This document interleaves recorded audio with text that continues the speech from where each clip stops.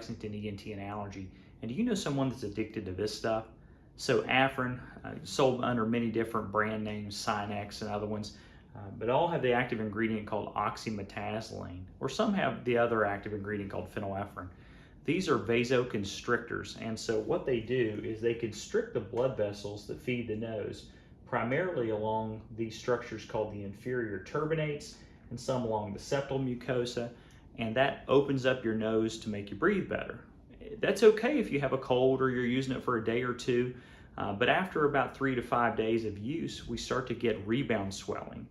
So our bodies just re-expand those blood vessels or grow more blood vessels into the nose, and now we can't really breathe unless we're using the spray.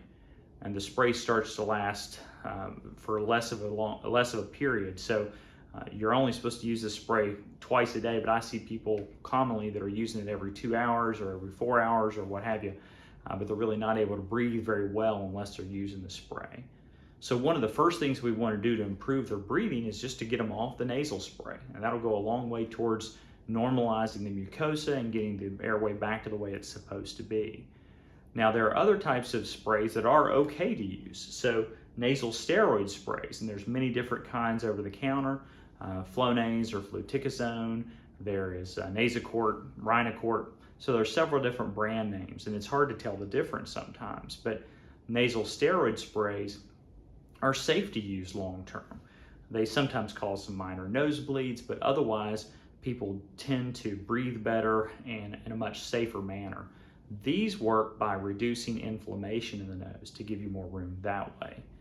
They're not nearly as quick acting, so the decongestant sprays, they start to work in 15 minutes, whereas these sprays take several days to start to improve your nasal breathing. Because of that, a lot of people just give up on them and think they're not going to be effective, but if they stick it out longer, then they will be. In order to try to wean off of these decongestant sprays, patients can dilute the amount down, so they can pour out some of this and fill it back in with saline to try to dilute down the amount. But if they're unable to do that on their own, medications can certainly help. I'll often start people on some oral steroids if they can tolerate those, which will reduce some inflammation and make it just much easier to wean off the sprays.